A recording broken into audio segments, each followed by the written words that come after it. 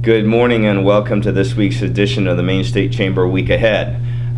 It is a busy week, at least for some of us, with a lot of public hearings and work sessions, and that's only going to continue as time goes on. But Linda, your week is quiet. My week is quiet this week. Next week we've got a couple of estate bills, tax bills that we're going to be testifying in opposition to, and it basically lowers the estate tax rate from, or non-exempt from 5.6 million to, one bill lowers it from 5.6 to 2 million, the other one does it to 1 million. So we're going to be opposing those, and that's next week.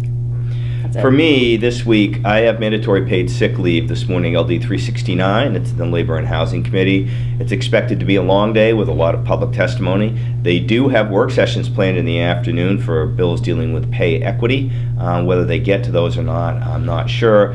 On Wednesday, they have a public hearing in the morning on non-compete clauses. In the afternoon, they're doing some more work sessions on some of the bills they heard last week.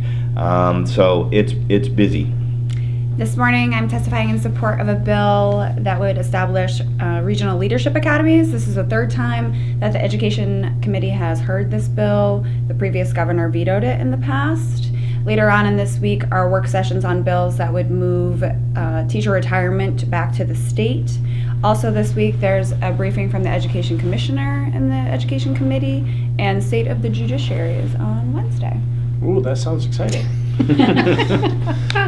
In the Natural Resources Committee this week, this is on Wednesday, they're dealing with all the bottle bills. There's about 10 of them they're going to be dealing with, starting at 10 in the morning. A lot of these bills have to do with the handling fee with the bottles, or also the deposit rate. A lot of redemption centers around the state are struggling with the minimum wage increases because what they get for handling fee is capped as an increase. So there are about 10 bills with that all day in the Natural Resources Committee. On Thursday in the Energy and Utilities Committee, it's a big public hearing on LD 434. This is the carbon tax bill.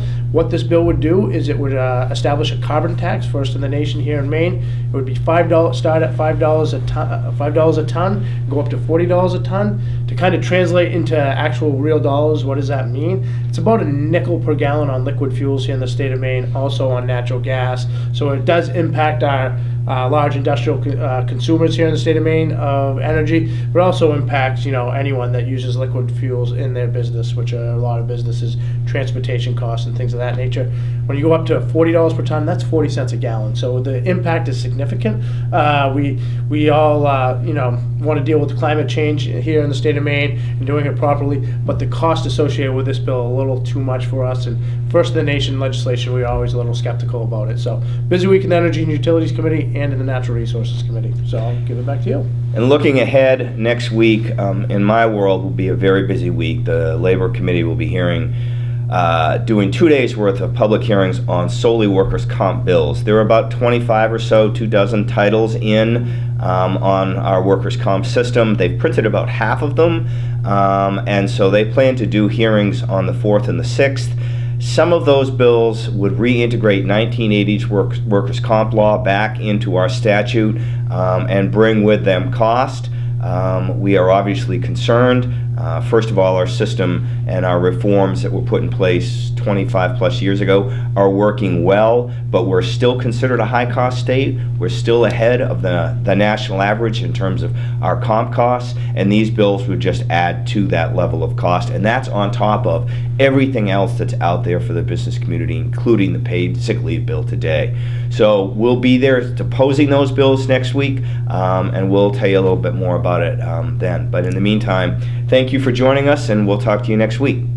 Stay classy, Maine.